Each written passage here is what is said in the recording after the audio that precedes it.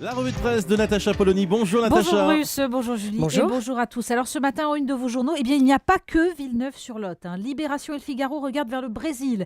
Libération, Revolução, point d'interrogation. Ah oui, bien. Et le Figaro, Bien l'accent, bravo. Parce qu'on n'a pas pourri, réussi c'est tout à l'heure. terrible l'accent, mais bon. Le Figaro, Brésil, le pouvoir désarmé face à la contestation grandissante. Et Le Monde nous annonce, lui, aussi le retour de l'homme pas très providentiel, Nicolas Sarkozy, le désir de revanche. Oui, ça en est habitué. Enfin, l'opinion et l'humanité vont voir du côté de Bruxelles. L'opinion, Europe, Bruxelles et le FMI à couteau tiré. L'humanité, accord transatlantique, le texte secret dévoilé. Oui, c'est le mandat de la Commission, entériné par la France pour les négociations avec les États-Unis, donc entre priorité aux multinationales et fragilisation des services publics. Bon, et Villeneuve-sur-Lot alors? Qu'est-ce qu'on en Alors, dit? il y a ceux qui continuent la méthode Coué, l'Union de Reims, le Front républicain vient à bout du FN, ou l'éditorial du Monde qui a été bouclé samedi et qui nous explique pourquoi ce fameux Front républicain s'impose comme une nécessité. Et puis il y a ceux qui entérinent justement l'explosion de la vieille stratégie, le Huffington Post, Front dégarni. Pourquoi le Front républicain a quand même perdu la législative de Villeneuve-sur-Lot face au FN? Alors en illustration, vous avez les chevelures clairsemées de Jean-François Copé et Harlem Désir qui se sont en effet fait plumer.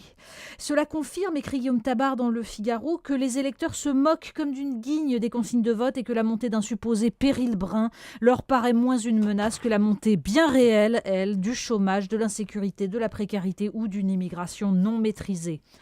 Victoire en trompe-l'œil pour l'UMP, titre Libération. Sous la plume de Laure Breton et Alain Auffray, on trouve bien sûr la bonne vieille explication, c'est la faute à cette droite qui est allée chasser sur les terres du Front National. Mais on peut aussi s'inquiéter du propos d'un conseiller ministériel, rapporté par les deux journalistes.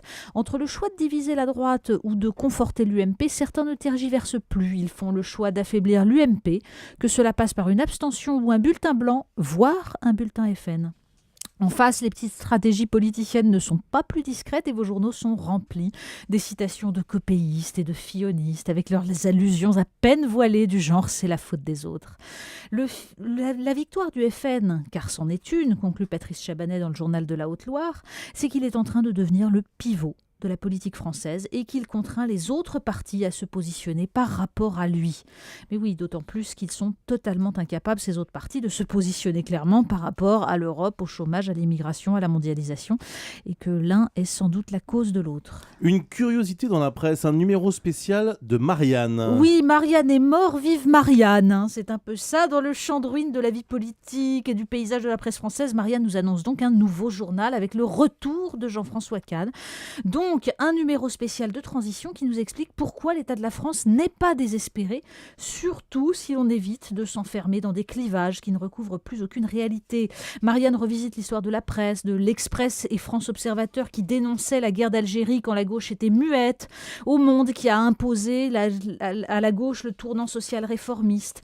Quand les politiques défaillent, écrit Marianne, quand les vieilles situations partisanes sont devenues obsolètes, il arrive, et il est souvent arrivé par le passé, que des organes de presse relèvent le défi et jouent en partie le rôle qui leur était dévolu. On leur dit chiche. Dans la presse, à lire également l'état des lieux de l'égalité des chances. Oui, c'est une page dans Le Monde qui nous parle de tous ces dispositifs qu'on avait salués ces dernières années. Vous savez, ces initiatives qui devaient aider les jeunes de lycées difficiles à atteindre des filières d'excellence.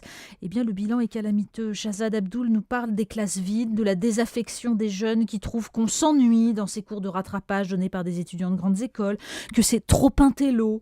Et puis, il y en a tellement qui réussissent dans les médias. Pourquoi s'embêter à passer des concours ? À côté de l'article, un encadré nous explique qu'il existe encore quelques associations qui font recette. Par exemple, Renovo, qui entend créer des élites musulmanes.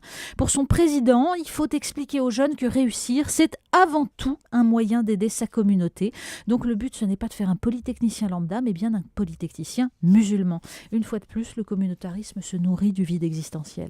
L'Égypte également. Oui, ça c'est à lire dans Elle, le récit de cette jeune égyptienne qui a osé témoigner sur la télévision nationale de cette agression alors qu'elle manifestait place Tahrir en novembre 2012. On a beaucoup parlé dans la presse de cette triste spécificité égyptienne, les agressions contre les femmes, mais là elles ont un visage, elles se déclinent selon un récit atroce et terrible.